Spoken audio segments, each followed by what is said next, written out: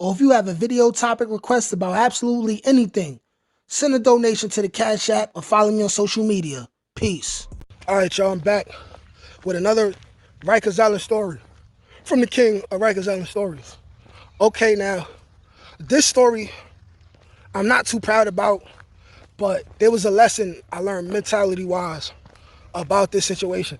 This is a story where I volunteered myself to be a part of some real oppressive shit. So now that I got that out the way, let's get to the motherfucking story. Okay, now, Rikers Island, I'm in 3 Upper. In 3 Upper, 2 Bloods run this house. Not gonna say their names because I don't even remember their goddamn names. But it was 2 Bloods. I remember one of them was Blood NYG. He was from Harlem. And another one was Blood nigga from Brooklyn. But anyways, there's this guy that comes in, right? Short, stocky guy. Right? Short, stocky guy. He comes in through the A and B gate. He's coming in and he got a scowl on his face, right? A face that, when I usually see that face on Rikers Island, this is somebody who is coming into Rikers Island and they're not here to play. So they're taking a serious tone. But at least that's what dudes was trying to be when they showed that face and they pulled up through the A and B gate, right? And for those of y'all who don't know what the A and B gate is, it's basically the A gate, right? The first door you go to, and then it's a couple feet of space where there's like a gated area. And in this gated area, anybody new coming into the house, they could look through the gated area and see the day room. And this is where people in the day room, like people running crib, people on the team, they'll size you up. And then the new person within the A and B gate will size them up and look and see who's in there before he walk through the B gate and officially will be inside the house. But anyway, this guy who a little bit shorter than me, light-skinned brother, I forgot where he's from. But anyway, he comes in, he has a scowl on his face, and he immediately drops his stuff off and he comes to the day room, right? He comes in the day room, he immediately stands up in the back against the wall, right? And does not sit down anywhere. So this means that he knows the politics of the island, and he knows that he's giving the sign that he ain't no pussy nigga and he not with it. He's not tolerating no level of oppression or extortion, right? If anything, he will be the one doing the extorting, right? So immediately when that happens, people come in who nobody knows, and they post up like they're not about to be with it. The 2 dudes who run the crib, one of them are always the first people to show their dominance, walk up to the new cat, walk up to him and be like, yo, listen, who you be, what you bang, you blood crib, whatever. They'll let it be known that they run the house and you know what I'm saying? Like, there's a program, basically, right? Run a whole little spiel, you know what I'm saying? We all very familiar with this if you've been watching my stories and anybody else who got Rikers Island videos. So like I said, one of the dudes that run the crib, they're breaking it down to him. Basically, passive aggressively telling him like, yo, listen, you about to be with it, boy. And then ends up telling him that he got to sit down. He got to sit down at all times in the day room. And he got to give up commissary and commissary day. You know what I'm saying? And, you know, he got to give up his phone calls.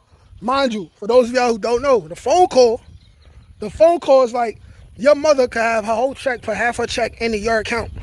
Just so you got to give somebody else a phone call, right? You hardly even get to use the phone because you're with it. You're a day room nigga, right?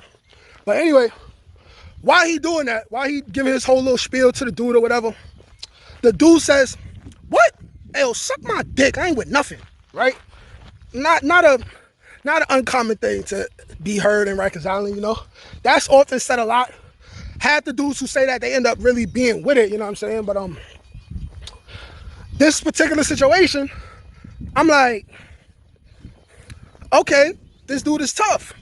Being I hadn't participated in a high level of oppression within the last maybe like week or so, I volunteered myself to fight him, right?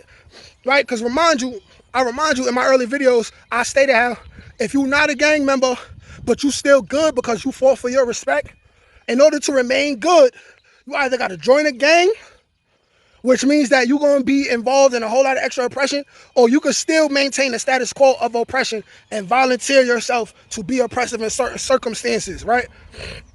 Just to look good within the crowd, you know what I'm saying? right? So I volunteer myself to fight him. I'm like, oh, this nigga tough. I'm like, okay, me and you not with it? Come in the corner right now, right? So me, mind you, this is why I don't jump out the window like this with nobody ever no more.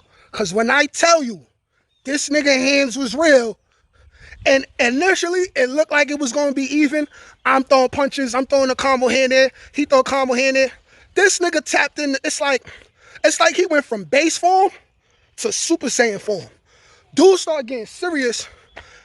Next thing you know, I'm missing every punch I'm throwing. He weaving, he ducking, he backing up, and he coming back. He's tagging my shit. And then this is a dude who his reach was not longer than mine. So he really stepping in. He tagging my shit. Tap, tap, tap. Eventually, nigga hits me in my lip, busts my lip a little bit. I back up. I'm like, all right, you got this round. Give me 5 minutes. We gonna go at it again since you think you tough, right? All due reality, I lost that fight. It only looked kind of good because he didn't like wash me. Like he ain't beat my ass. But he literally won. Like if you want to count up how many punches I missed and how many times he hit my face versus how many times I hit his face, I hit his face like 5, 6 times. He literally hit my face like 10, 11 times. Like what's connecting? Like he hit my face with both his fists. Like I ain't gonna lie. Like I'm a real nigga. I ain't win every single fight I fought. I probably lost more fights than I won. But the thing is that I get aggressive when I feel like it. And it don't matter. I'll punch anybody in their face over any situation. But anyways, when I go drink my water and he fighting, mind you, we got a with it CO. So the CO know this is going on.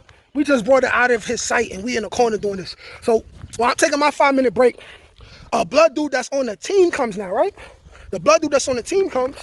And now they start fighting, they start getting it. The blood dude on the team, his hand's realer than mine. He's a boxer.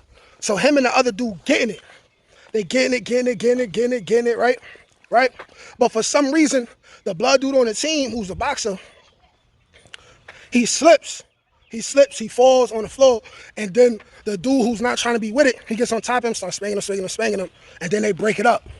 So once they break it up, another dude on the team calls him out. By this point, this dude is on his 3rd fight. He mad tired already. So he started fighting this 3rd dude. And in the middle of that, another dude the other dude who ran the crib, he jumps in the fight. So now it's 3, 4 dudes is jumping this nigga. Me personally, I already fought him and I was tired. So I'm just sitting there watching why they jumping him and all the jumping him. And then they got off his ass. And then the dude with the crib again, he was like, what's up? You not with it? You want some more? You want some more, pussy? Right? Even though they just jumped him. So really, who's pussy? For real.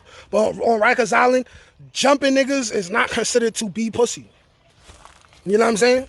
Everywhere but Rikers Island, it's not pussy to jump niggas. But why they ask him, so what's up? You want more? You want more? This dude done fought three times, bro. 3 times. 3 times. He said, nah, I'm good. I'm with it. I'm gonna sit down. The nigga goes, sits down. Submits to being with it, submits to being a day room dummy. Later on, while everybody is walking to go to bed that night, I pull up next to the dude while we walking down the hallway. I'm like, hey, bro, listen, you tough. Why you gave up, my nigga? 1 or 2 more days of this, you would have been good. Like, I went through it. The dudes that ran the crib, they went through it, even though they probably didn't because they were gang members, and gang members get away with a lot of stuff without going through hardships that non-gang members go through, like me.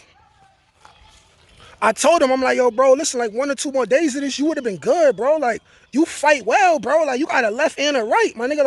Like I experienced that. Like, I ain't never a nigga who not gonna give a nigga his credit when he deserve it. You know what I'm saying? Like you won, bro. Like, you beat me in our fight, bro. And you almost beat the second nigga, bro. Like, I mean, well, you beat the second nigga, but like, you took 2 W's, basically. You know what I'm saying? He was like, yo, listen, man, like, I'm in here for some bullshit anyway. I know I can fight, but I ain't really got it in me to just keep getting punched in my face every day. Like, yo, like, I hate that shit. And I be done ready to kill one of these niggas and then catch an extra charge when I'm only here for some bullshit. I'm about to get probation. My court date is next month. I'll probably go home. I'm like, you sure, bro? Because that's what I thought. And I've been here 8 months. You know what I'm saying? He like, yeah, man. So even though he was with it and he became a daring dummy, I understood that it's not really because he a coward. He more or less just bowed out of the situation because he didn't want to deal with it. So for that next month or so, even though he was a daring dummy, I was kind of like looking out for the dude. Like if we was eating meals, I'd give him like a tap out. Make sure he ate and all that. Like I made sure. Like if he needed an extra pair of socks or something, or he needed an extra t-shirt, I looked out for him because I personally expected him to be here for longer than a month. But sure enough, his next court date came. A month later, like he said, he went home.